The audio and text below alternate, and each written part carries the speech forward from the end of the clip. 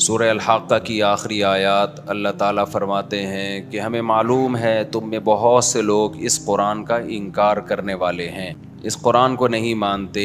وَإِنَّهُ لَحَسْرَةٌ عَلَى الْكَافِرِينَ، لیکن جو انکار کرنے والے لوگ ہیں یہ قرآن قیامت کے دن ان کے لیے افسوس کا ذریعہ بنے گا۔ آج تو خوش ہیں، کل افسوس کریں گے۔ جو لوگ بھی کسی بھی حق بات کا انکار کرتے ہیں، اپنے آپ کو بھی بے وقوف بناتے ہیں، سامنے والوں کو بھی بے وقوف بناتے ہیں، دنیا میں ان کو کچھ پذیرائی، کچھ مقبولیت مل جاتی ہے، لیکن اس آیت سے ہمیں پتہ چلتا ہے کہ آخرت میں انہیں اپنی ان حرکتوں پر افسوس ہوگا۔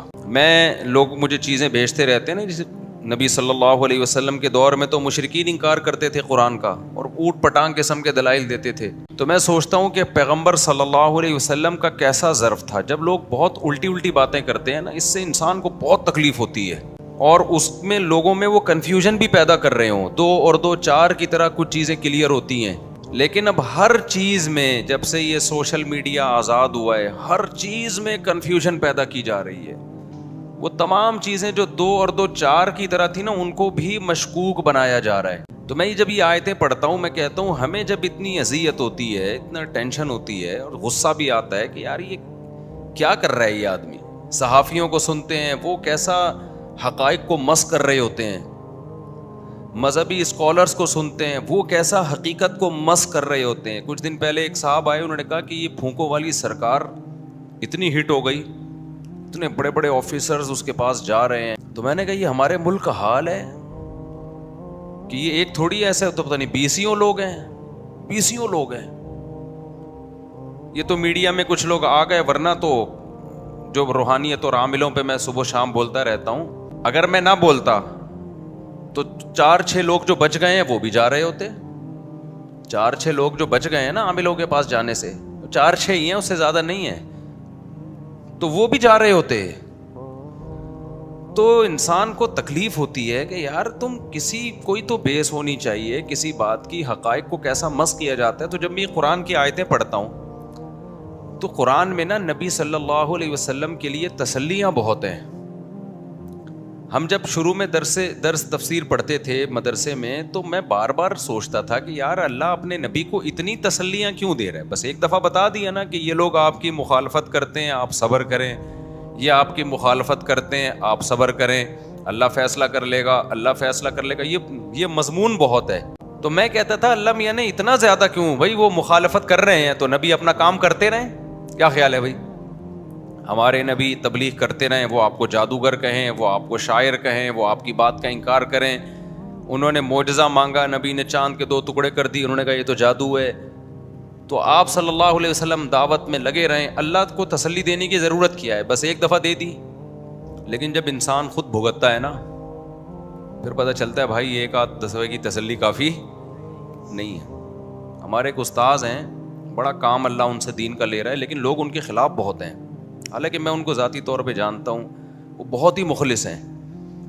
ایک دن ہنس کے کہنے لگے کہ میں جس اخلاص سے میں کام کر رہا ہوں نا، لوگوں کی سمجھ میں نہیں آ رہا کہ اتنا بھی کوئی مخلص ہو سکتا ہے، اور حقیقت یہی ہے، تو اس لیے لوگ میرے خلاف ہو گئے کہ یار یہ کچھ سازش ہے۔ موسیٰ علیہ السلام جو تھے نا، وہ بہت دور جا کے نہایا کرتے تھے، غسل کیا کرتے تھے، کیونکہ آپ کی طبیعت میں حیا بہت زیادہ تھی، اپنی قمیض بھی کسی کے سامنے نہیں اتارتے تھے، بہت زیادہ حیا تھی۔ تو جو فسادی لوگ تھے انہوں نے کہنا شروع کر دیا ان کے جسم میں کوئی بیماری ہے، برس کی داغ واغ پڑے ہوئے ہیں، اس لیے یہ اتنا زیادہ پردہ کرتے ہیں، اتنا دور جا کے نہاتے ہیں کہ ایک جسم کا حصہ بھی نظر نہ آئے، حالانکہ وہ تو شرم و حیا کی وجہ سے۔ تو حضرت موسیٰ کو کتنا غصہ آتا ہوگا نا کہ جو چیز میری تعریف کی تھی وہ انہوں نے کیا بنا دی، کیونکہ بنی اسرائیل کا مینٹل لیول ہی نہیں تھا کہ کسی میں اتنی حیا بھی ہو سکتی ہے کہ مرد ہو اور اس کو کرتا اتارتے ہوئے بھی شرم آئے لوگوں کے سامنے۔ لوگوں کا مزاج ہوتا ہے نا، بعض لوگوں کو بہت زیادہ حیا ہوتی ہے ان میں۔ تو اللہ تعالیٰ نے کیا کیا؟ اللہ تعالیٰ نے موسیٰ علیہ السلام پہ جو الزام لگ رہا تھا نا کہ ان کا جسم خراب ہے اندر سے، یہ اتنے چھپا کے رکھتے ہیں اس کو، نہاتے بھی بہت دور جا کے ہیں، کسی کو ذرا بھی باڈی نظر نہ آئے، تو اصل میں اندر سے معاملہ کیا ہے؟ خراب ہے، داغ واغ ہیں اور کوئی بیماری ہے ان میں۔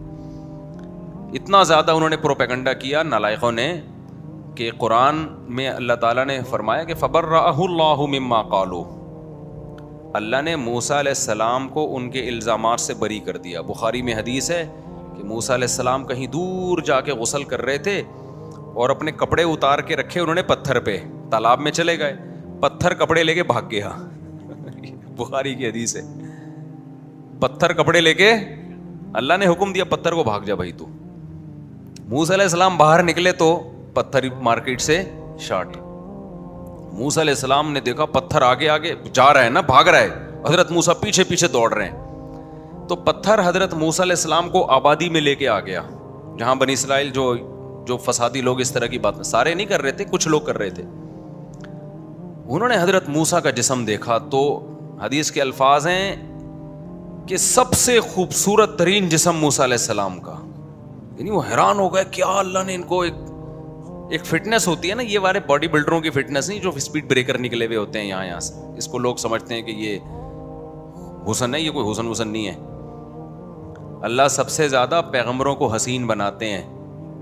نبی صلی اللہ علیہ وسلم کا سینہ اور پیٹ برابر تھے، ایسا نہیں تھا کہ یہ سینہ نکلا ہوا ہے اور کمر بالکل یوں کر کے اور یہاں سے کٹس اور یہاں سے کٹس۔ یہ تو میں کسی باڈی بلڈر کی مذاق نہیں اڑا رہا، لیکن یہ کوئی نیچر نہیں ہے، یہ تو عجیب سے باڈی ہوتی ہے، تمیز کا آدمی ہونا چاہیے۔ پیٹ نہ نکلا ہوا ہو، ہائٹ ہو، سینہ تھوڑا چوڑا ہو اس کا، گول سے بازو ہو، اس کو فیٹ ویٹ نہ ہو، یہ یوں کر کے جو سینے لٹک رہے ہوتے ہیں لوگوں کے، تو نارمل ہونا چاہیے۔ یہ تمام پیغمبروں کو اللہ نے حسن و جمال دیا ہے، مضبوط تھے وہ تمام پیغمبر۔ موٹی اسکن نہیں ہونی چاہیے، جیسے ہوتا ہے نا آج کل اتنا، جیسے لوگوں کے، بعض لوگوں کے، سب کی بات نہیں۔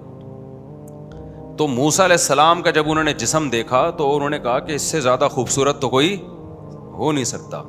تو قرآن میں اللہ نے کہا کہ اللہ نے بری کر دیا موسیٰ کو اس الزام سے۔ لوگوں نے کہا بھائی یہ حیا ہے ان میں، اب وہ تو پیغمبر تھے، اللہ نے بری کر دیا، لیکن اللہ ہر ایک کو تھوڑی اس طرح الزام سے بری کرتا ہے۔ تو میں نے طلبہ کو ایک بات کہی، میں نے کہا دیکھو اس دور سے یہ فسادی لوگ ہر عمل کی الٹی تعویل کرتے ہیں، ہر عمل کی الٹی تعویل۔ آپ کوئی بھی اچھا کام کرو کیڑے نکالیں گے بیٹھ کے۔ ہمارے جامعۃ الرشید میں تو ایسا بہت ہے، جامعۃ الرشید جب کوئی کام کرتا ہے نا، ابھی یعنی 14 اگست منا رہا ہے تو اب یہ حکومت کے پٹھو ہیں، یہ حکومت کو، میں نے کہا یار ان کا حکومت سے کیا لینا دینا، ملک کی محبت پیدا کرنے کے لیے کر رہے ہیں، ملک تو ہم سب کا ہے نا، تو کچھ اچھا سوچ لو، بولے یار ملک کے لیے کر رہے ہیں تاکہ ملک بچے۔ ملک، ہمارے جامعۃ الرشید کے بڑے ایک بات کہتے ہیں کہ ملک اگر گیا نا تو نہ اس کا فوج کو کوئی بڑا نقصان ہوگا، نہ عدلیہ کو کوئی بڑا